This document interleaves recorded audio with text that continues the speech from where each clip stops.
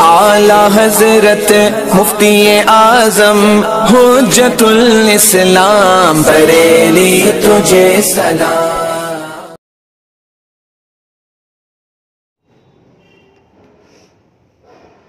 والمراد بالعقل ما عدا ذلك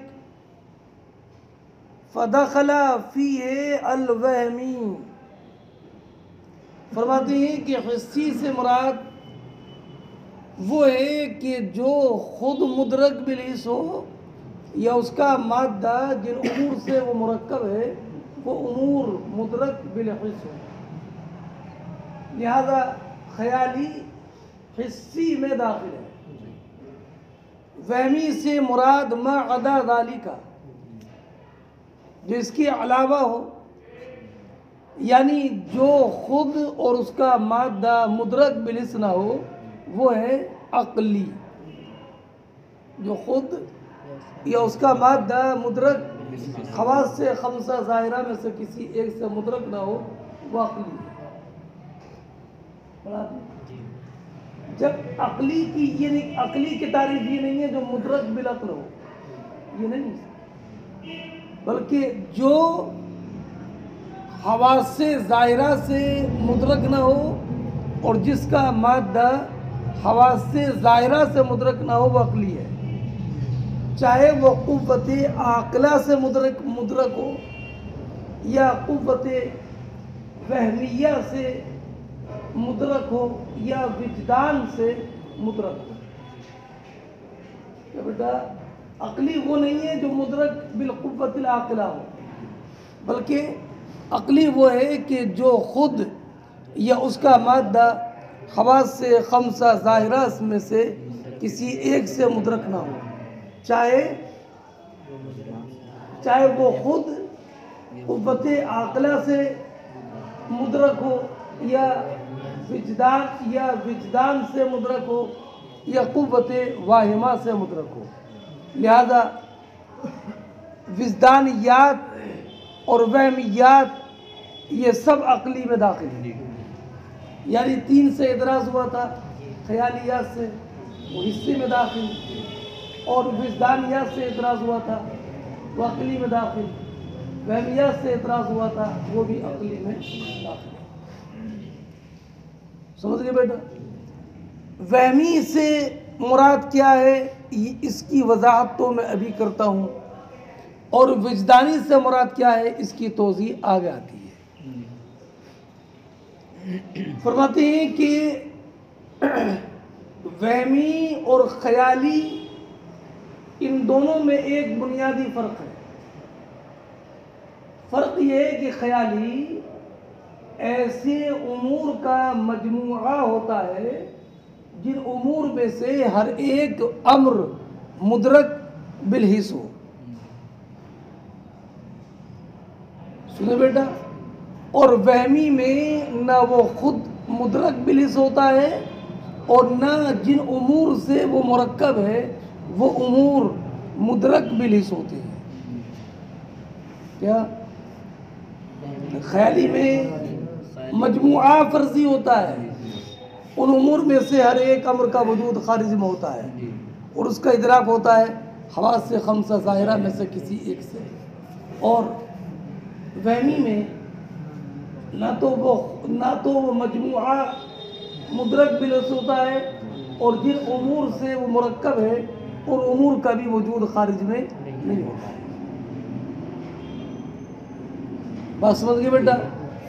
اب اس کی ایک مثال دیکھو، انیاب اغوال۔ بیٹا سننے ہو، انیاب ناب کی جمع، اغوال غول کی جمع۔ غول کی معنی بھوت، انیاب اغوال بھوتوں کے دانت۔ بھوت جانتے ہو نا؟ بھوت دیکھیں کیا؟ بھوت دیکھے نہیں ہے نا؟ نہیں دیکھیں؟ دانت دیکھے ہوں گے؟ نہ دانت مدرک بالحس ہے اور نہ بھوت مدرک بالحس ہے، بلکہ یہ سنا جاتا ہے کہ بھوت انسانوں کو ایسے ہلاک کر دیتا ہے کہ جیسے کہ تیز تلواریں اور تیز نیزیں انسانوں کو ہلاک کرتی ہیں، جیسے درندے ہلاک کرتی ہیں، جیسے شیر درندے ہلاک کرتے ہیں انسانوں کو، ایسے بھوت بھی ہلاک کرتا ہے۔ یہ ایک بالکل وہمی چیز ہے۔ تو جب جیسے شیر ہلاک کرتا ہے ایسے بھوت بھی ہلاک کرتے ہیں، یہ مان فرض تصور کر لیا، تو جیسے شیر کے دانت ہوتے ہیں ایسے بھوت کے بھی دانت مان لیے، سمجھے؟ تو بھوت کے دانت ان دونوں کا مجموعہ بھی مدرک بلس نہیں ہے، اور دانت بھوت کے دانت اکیلے اور خود بھوت یہ بھی مدرک بلس نہیں ہے، سنیں؟ اس لیے انیاب اقوال یہ وہمی کی مثال ہے، سنیں بھائی؟ اور یاقوت کا جھنڈا یہ خیالی کی مثال ہے، اس لیے کہ دونوں کا وجود خارج میں ہے۔ ایسی زبرجد کا نیزہ یہ بھی خیالی کی مثال ہے، اس لیے کہ ان میں سر ایک کا وجود خارج میں ہے، مفردات کا۔ اور خیالی میں کیا وہمی میں کیا ہوتا ہے کہ وہ ایسے امور سے مرکب ہوتا ہے کہ جن امور کا مجموعہ بھی مدرک بلس نہیں ہے، اور جن امور سے اس کو مرکب مانا گیا ہے ان امور میں سے کوئی امر بھی مدرک بلس نہیں ہے، اس لیے وہمی عقلی میں داخل ہے اور خیالی حسی میں داخل ہے۔ بات سمجھے بیٹا؟ اصل میں اللہ رب العزت نے انسان کو ایک قوت عطا فرمائی ہے، قوت واہمہ، قوت متخیلہ، کہ قوت واہمہ کا کام یہ ہے کہ وہ ایسی صورتیں اور معانی کو ایک دوسرے کے ساتھ ملاتی رہتی ہیں کہ جس کا خارج میں کوئی وجود نہیں ہوتا، کیا جس کا خارج میں، جیسے کبھی محبت اور عداوت ایک ساتھ جمع کر کے خیال میں ہو گیا، سنے نہیں کیا؟ محبت، حالانکہ محبت و عداوت ایک ساتھ جمع نہیں ہوتے۔ تو قوت متخیلہ اور قوت مفکرہ کا کام صورتوں اور معانی کو ملانا، صورتوں کو ملانا، جیسے ایسے انسان فرض کیا جس کے 4 ہاتھ ہیں، ایسے انسان فرض کیا کہ جس کے 2 سینے ہیں، ملا۔ تو اب یہ ان کا کام ایسی چیزوں کا اختراع کرنا ہوتا ہے کہ جن کا وجود خارج میں نہیں ہوتا ہے، سمجھ گئے بیٹا؟ اب دونوں میں فرق یہ ہے کہ قوت متخیلہ خیالی یہ ایسے امور سے مجموعے کو فرض کرتی ہے کہ جن امر میں سے ہر ایک کا وجود خارج میں ہوتا ہے، اور قوت وہمی جن کے اجزاء کا وجود خارج میں۔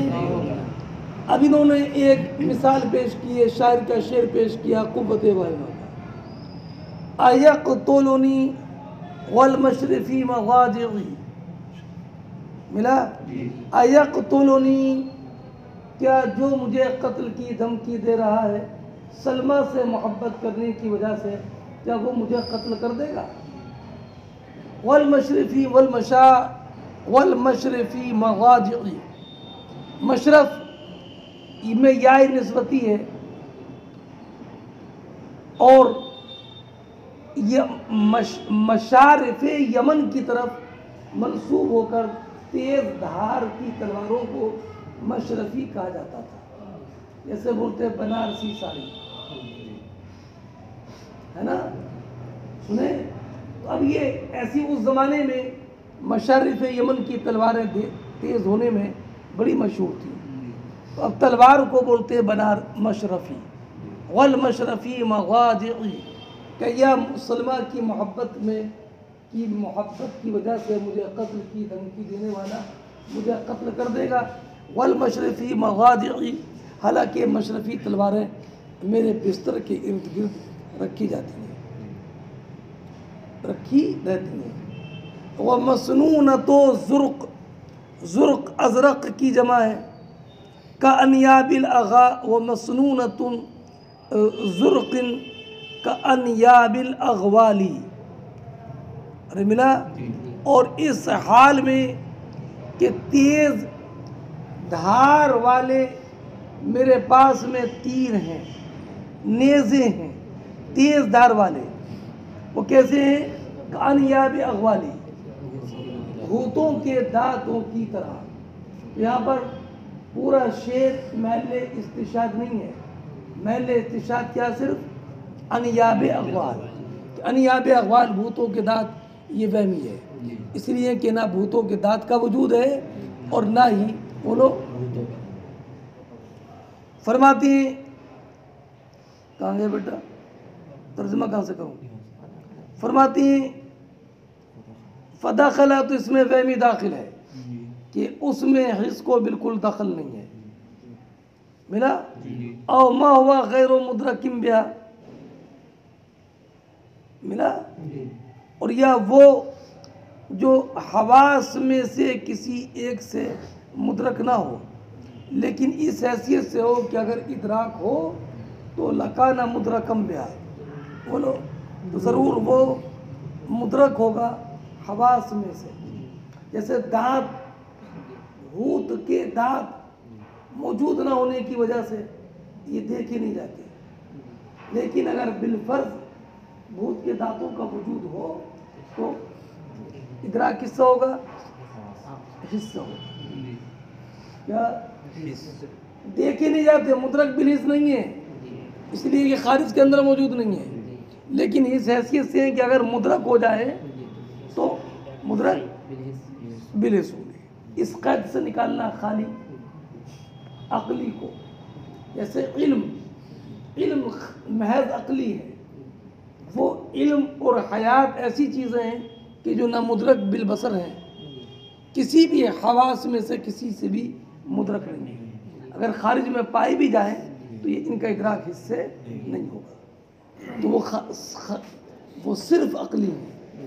اور یہ انیاب اغوال یہ خالی عقلی نہیں ہے بلکہ یہ وہمی ہے۔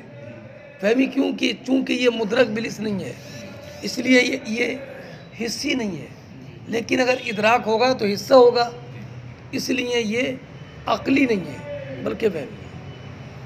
فرماتے ہیں اس قید سے تمیز ہے خالی عقلی سے، جیسے شاعر کے اس قول میں، قول کیا؟ ایقتلونی، کیا وہ مجھے قتل کر دے گا، حالانکہ مشرفی تلواریں میرے پہلو میں رہتی ہیں، اور مسنونۃ زرق، اور تیز دھار والے نوک والے نیزے، انیاب اغوالی، یعنی کیا وہ مرد الذی یعدنی، جو مجھے دھمکا رہا ہے محبت سلمہ میں، حال یہ کیا مجھے قتل کر دے گا، حال یہ ہے کہ میری خوابگاہ میں وہ تلوار ہے جو منصوف ہے مشارف یمن کی طرف، اور وہ تیز نیزے ہیں جن کی تلواریں تیز، جن کی دھاریں تیز ہیں، چمکیلی ہیں، صاف و شفاف ہے نا؟ اب فرماتے انیاب اغوال، یہ وہ ہے کہ جن کا ادراک حس نہیں کرتا، اس کی عدم تحقق کی وجہ سے، مع انہا لو ادرکت، حالانکہ اگر پائے جائیں تو ان کا ادراک حس سے بصری سے ہوگا، ومما یجب ان یعلم، اور اس مقام میں واجب ہے کہ یہ بات جان لی جائے کہ ادراک کی قوتوں میں سے بعض وہ ہیں جن کا نام متخیلہ اور مفکرہ ہے، ان کا کام صورتوں اور معنی کی ترکیب اور تفسیر ہے، اور اس میں تصرف کرنا ہے، اور ایسی اشیاء کا اختراع کرنا ہے کہ جس کے لیے کوئی حقیقت نہ ہو۔ ملا بیٹا؟ اب خیالی بہمی میں کیا فرق ہے؟ تو فرماتے ہیں خیالی سے مراد وہ معدوم ہے جس کو قوت متخیلہ مرکب کرے ان امور سے کہ جن کا ادراک حواس سے ظاہرہ سے ہوتا ہے، اور وہمی سے مراد وہ ہے مخترعت، عنومت پڑھنا ہے، مخترعت، کہ جس کا اختراع قوت متخیلہ کرے، من عند انفسها، بولو بیٹا، اپنی ہی طرف سے، کما اذا سمع ان الغول شیء یہلک الناس، جیسے یہ بات سن لی کہ بھوت انسانوں کو ایسا ہلاک کرتا جیسے کہ درندہ، فاخذت المتخیلۃ فی تصویرها، ملا؟ ارے بے صورت السبع، تو قوت متخیلہ اس کی تصویر بنانے میں لگ گئی، کیسی؟ بصورت السبع، سبع، درندے کی شکل کی طرح، واختارا ناب اللہ کمال السبع، اور اس کے لیے دانتوں کا، کیلوں کا، دانتوں کا اختراع کیا جیسے کہ درندے کے لیے ہوتے ہیں۔ وما یدرکو